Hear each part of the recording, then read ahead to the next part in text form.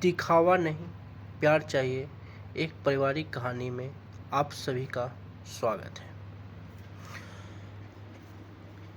दिल्ली, चंडीगढ़ आदि के आसपास के कुछ हिस्सों में 3 दिनों तक यात्रा की और बाकी सभी हवाई जहाज से वापस आ गए। हालांकि चाचा चाची आगे निकल गए। कई सालों से चाची चाहती थी कि कम से कम एक बार तीर्थ यात्रा पे जाए। बेचारी चाची ने जीवन भर केवल मेहनत की थी।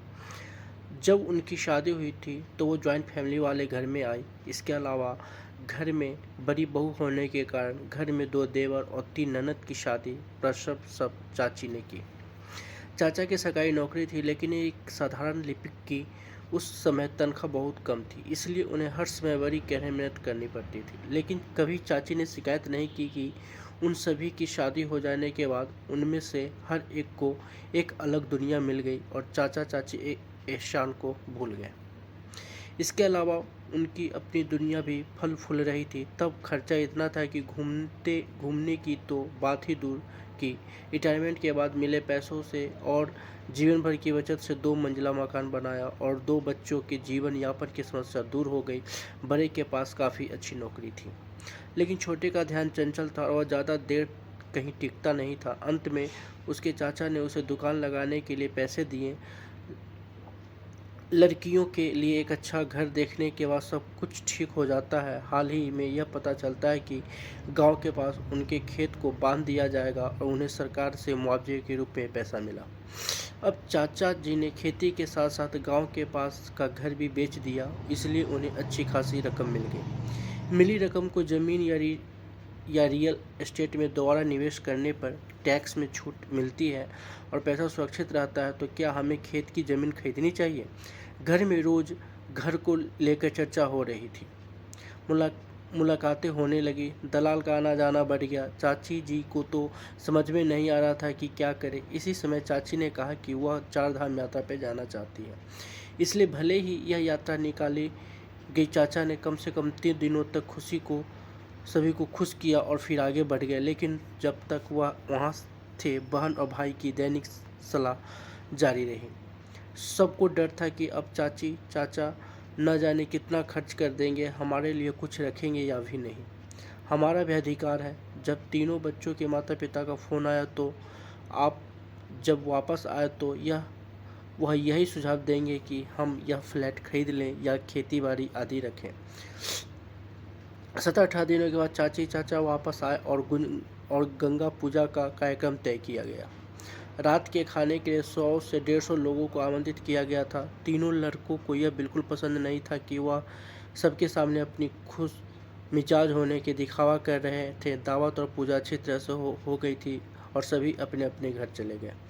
घर में केवल 3 बेटों का परिवार था और सभी तोहफे देख रहे थे। वास्तव में वे असमंजस में थे कि पैसों के विषय पर कैसे चर्चा की जाए। अंत में छोटे लड़के ने एक बार कहा, पापा, मेरे दोस्त ने अभी एक फ्लैट खरीदा है, जैसे कि निर्माण चल रहा है, अभी कीमत कम है, वह कम पैसे में 3 फ्लैट छोड़ देगा, क्यों न जाकर उस रविवार को देख कर आए। लेकिन चाचा अपने पोते से बात कर ही रहे थे कि अचानक उन्होंने कहा, जब हम यात्रा कर रहे थे तो वहाँ मज़ेदार था। एक मंदिर में बहुत अच्छा उत्सव चल रहा था। रात का खाना चल रहा था, बहुत भीड़ थी और बहुत सारे व्यंजन पके हुए थे।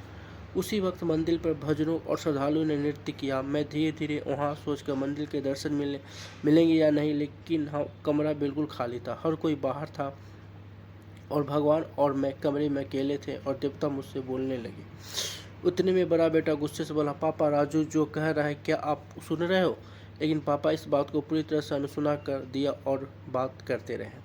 भगवान ने कहा, देखो सुंदर, ये मेरे नाम का उत्सव है, पर मौज सबकी है। सुबह पूजा हो चुकी थी।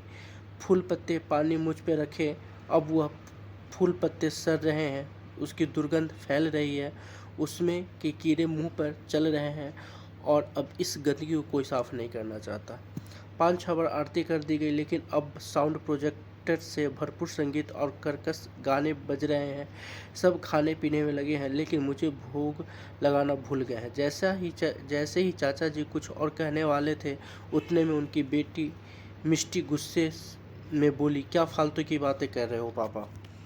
पापा, आप व्यस्त नहीं हैं, लेकिन हम इतने काम में इतने व्यस्त होते हुए भी आपके लिए आए हैं और आपकी एक क्या बकवास चल रही है। हालांकि इस बार चाचा जी बोले, फालतू।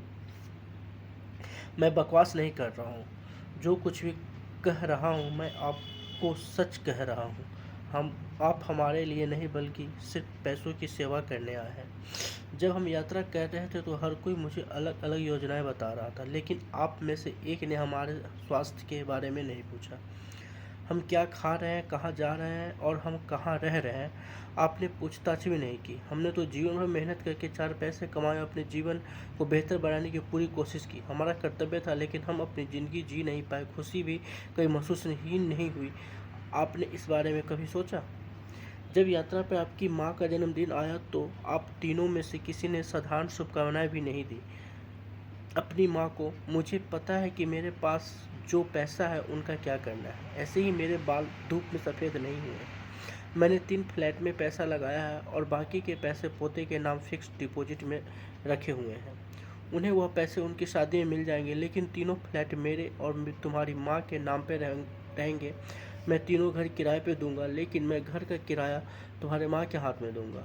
हम इसका अधिकतम लाभ उठाएंगे घूमने के लिए, और तुम्हारे माँ खर्च करना चाहेगी तो वह करेगी, लेकिन तीनों फ्लैट आपको हम दोनों की मौत के बाद ही मिलेंगे।